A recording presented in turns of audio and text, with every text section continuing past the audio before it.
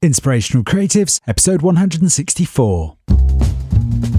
Welcome to Inspirational Creatives. I'm your host, Rob Lawrence. Join me every Friday as I chat with successful artists, producers, and creative entrepreneurs who share powerful stories and strategies. They can help you to create the life that you want. Listen each week as these inspirational creatives show you how to take your creativity to the next level.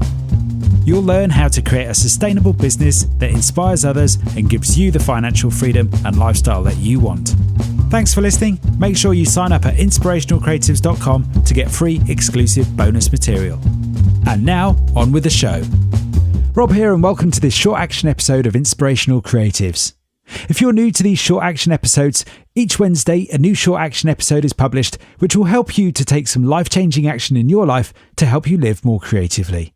Often they feature actionable takeaways from a longer conversation that's published every Friday. In this short action episode, we're going to explore how to take action on your big ideas or dream that you're feeling stuck on right now. So in this short action episode, I want to share with you some of Laura's wisdom from episode 163 to help you get unstuck and started again.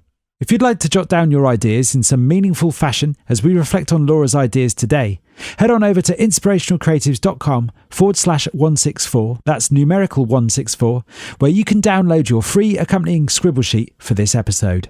So in episode 163, I spoke with explorer and adventurer Laura Kennington and how recently she planned and experienced kayaking, swimming and cycling around the three Channel Islands of Sark, Guernsey and Jersey. To my surprise, Laura mentioned in episode 163 that despite an ambitious swim around the island of Sark, she hadn't swum that far before, but that didn't stop her trying.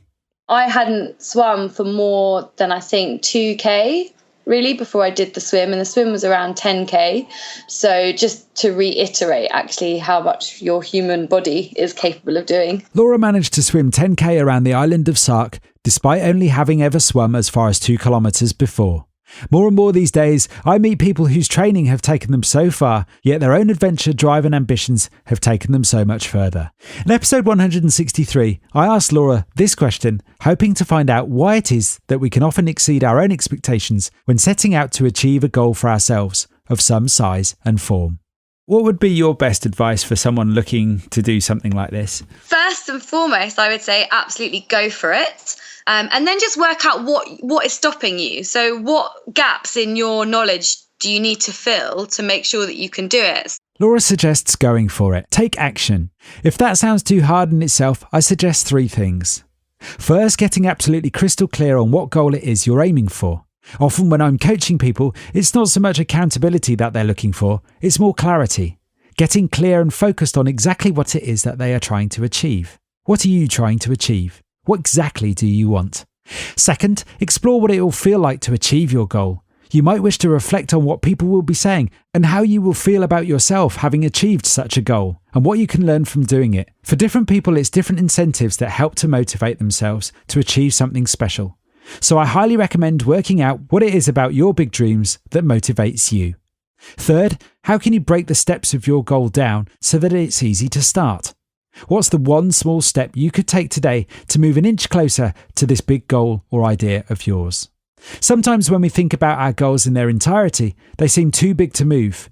Breaking down a bigger aim into smaller steps is how everything ever significant has ever been achieved. Remember, the journey of 1,000 miles starts with one small step. I had no idea about swimming. So rather than just sit there and be like, oh, well, I could never do a swimming challenge, I enlisted the help of a swimming coach. Laura had no idea about swimming, but rather than sit around believing that she could never do a swimming challenge, she hired a coach. Coaches can be your best friends when it comes to realising your big ideas and dreams, which is why I like to hire them. If you'd like me to help you find a coach, head on over to inspirationalcreatives.com/coach and I'll be in touch. For Laura, it was about getting clear on what she needed and what the gaps were for her that she needed to fill in order to achieve her big aims.